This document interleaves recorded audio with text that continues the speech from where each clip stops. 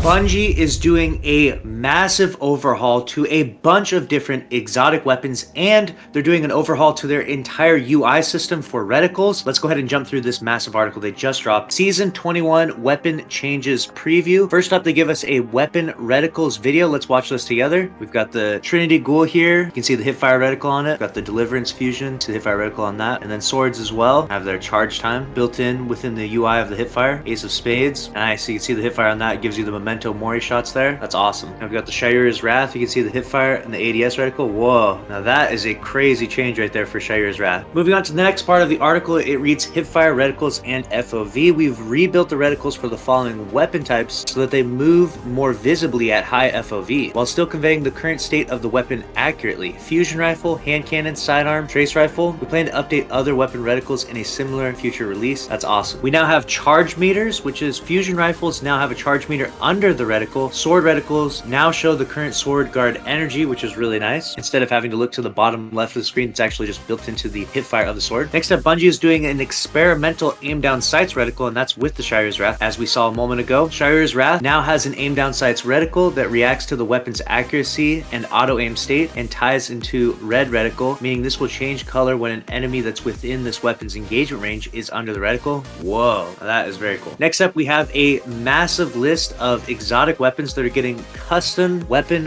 reticles. We've got Devil's Ruin, Salvation's Grip, Grand Overture. We have perk counter, shows pips for perk shots, Quicksilver Storm grenade count, Ace of Spades Memento Mori shot count, Lumina Noble rounds shot count, Traveler's Chosen gathering light stacks, perk progress meter, perk buildup, the Manticore, shows when the exotic perk is active, Hawk Moon, Agar Scepter, Taraba, Touch of Malice, Cryosthesia 77k, Trinity Ghoul, charge meter and perk counter, Vex Mythoclast. Next, they bring us a small video of some inspection screen improvements. We'll watch this together. You can see they're spinning the conditional finality shotgun around after inspecting it, and you can also spin around ships and various other things, which looks pretty cool. Although I will say, as a side note, I was kind of hoping they could do like the CSGO inspection of your weapon. You know how when you're like standing there in first person, you can look at your weapon left and right. I was kind of hoping we'd get something like that, but this is still pretty cool. Next up, they talk about the full auto melee setting is now going to be live in season 21, so Titans, get ready to punch everything, and Warlocks, enjoy your nerf to Ophidian aspects. Here they issue a bunch of different adjustments to a variety of different weapon archetypes. Let's go through them all together. Bows, Tyranny of Heaven stats were always weirdly low, and we were touching these weapons anyway, so opted to update its stats while we were in there. Then we have submachine guns. Aggressive submachine guns have surged in PvP. They need to be brought back into banned. We're doing that in a way that keeps them viable by reducing both base and crit damage a little, requiring higher precision damage to reach their optimal TTK. So there you have it. 750 RPM SMGs are getting nerfed. That includes Immortal, RIP, reduce the base damage from 15 to 14, increase precision multiplier from 1.45 to 1.5. The Immortal is such a stat monster that no other aggressive SMG can compete. We've brought its range in while allowing it to continue to excel in other areas, reduce both base value by 10. Sniper rifles. Sniper rifles are a very safe option, and we don't want to make them dominant, but there's some room to bring their damage up to improve their feel in PvE. Note that rapid fire snipers also got a large reserves bump and reduced recoil in season 20 mid-season balance update. We'll keep an eye on this and bring them up a little more in the future if this doesn't move the needle. Increase PvE damage by snipers by 10%, 10 more percent. Wow, they are really trying to make snipers good again. Note Izanagi's Burden Honed Edge perk shots don't receive this buff. All other exotic sniper rifles receive the buff as written. Scout rifles. Long arm was inadvertently receiving the damage bonus versus minors for exotics, so we've addressed that. It still receives the scout rifle PV damage buff from the season 20 mid-season balance update. All right, now on to the meat and potatoes of this article. We have Bungie is doing a big revamp to a variety of different exotic weapons, and I could not be more excited for this. I love when this happens. I'm excited to start using some new exotics in PvP and PvE. Here we go. First up, Eyes of Tomorrow's multi-targeted missile volley and adaptive ordnance exotic trait suggests it should be used to kill groups of enemies, but the rocket launcher ammo economy doesn't really allow for that. But what if smart use of the weapon against groups refunded ammo? Killing 4 targets with a missile volley will refund 1 ammo. Whoa. I don't know if we're gonna kill a bunch of ads with the Eyes of Tomorrow rocket though, so we'll see. Graviton's Lance performance feels exotic, but it wasn't easy to miss out on the full damage of a burst because so much of it was backloaded, and we felt tuning the Revision Zero's heavy rounds 2 burst would be a good fit. Increased RPM from 257 to 300, reduced burst delay by 20%, now matches Revision Zero's Hake heavy rounds, rate of fire, rebalanced damage per shot, increased first shot damage from body shot 9.5 to 19, crit from 15.7 to 31.4, decreased second shot damage from body from 35.6 to 25.6, crit 58.7 to 42.3. Okay, Graviton Lance about to to be a beast now. Jade Rabbit is a strong PvP scout rifle, but it was difficult to keep track of the state of the exotic perk, and refunding a single ammo just wasn't impressive enough for an exotic. These changes make the state clear and provide more reward for precision. Added buff text to show when Fate of All Fools increased body shot damage is active. Quickly hitting 3 critical hits now refunds 3 shots instead of 1. Okay, there we go. A little triple tap on it. Jade Rabbit has been bugged for so long now. They've tried to fix it, I think, on 2 separate occasions. Finally, they just gave up and they're like, you know what, let's just rework the entire perk and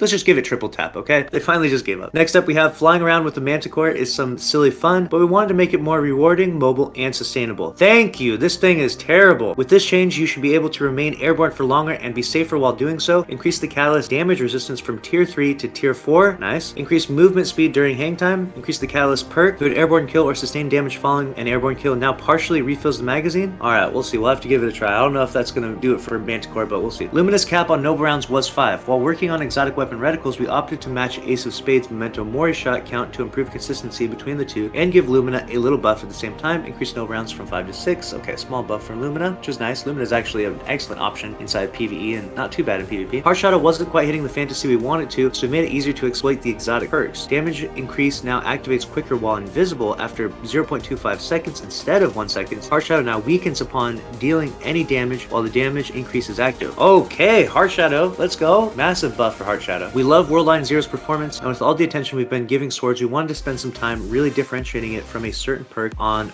glowing sword dares. The sprinting heavy attack can now be chained into itself once. Sword guard energy costs from each sprinting heavy attack reduced from 100% to 50%. Decreased damage from an individual sprinting heavy attack by 25% to compensate. Is Worldline the new speedrunner sword now? We'll see. Probably not, but I'm glad they are giving an update to Worldline because it definitely needs it. Sweet Business's performance is a lot of fun, but we felt we could really plus its fun factor and strength by adding some explosions. Now fires explosive rounds every 20 shots? What? That's gonna be crazy. What the heck? That with Actium Warrior is about to be nuts. Legend of Aqueous hits extremely hard already, dealing some of the highest damage per shot in the game, but its ammo reserves run out of fairly quickly, and you have to be right on top of enemies to use it. We've relaxed both of these constraints. Increased total ammo from 12 to 16, increased maximum projectile distance from 9 to 12. Got it? Nice buff for Aqueous. Next up, we've got Tommy's matchbook is all about burning yourself. We've updated to let you burn others as well. Callous update, while overheated, sustained fire scorches your targets. Every 5 shots applies 14 plus 7 with the Ember of Ashes fragment. Scorch stacks. Nice. No Time to Explain's drone wouldn't work against barrier champion shields when it had an anti-barrier effect. We fixed that and also made the drone work with the Feeding Frenzy perk. Updated drone to work with anti-barrier. Updated drone to work with Feeding Frenzy. This also removed an issue where the feedback for Feeding Frenzy would always play when the player spawned and then never again. Skyburner's Oath Solar 3.0 pass turned out to be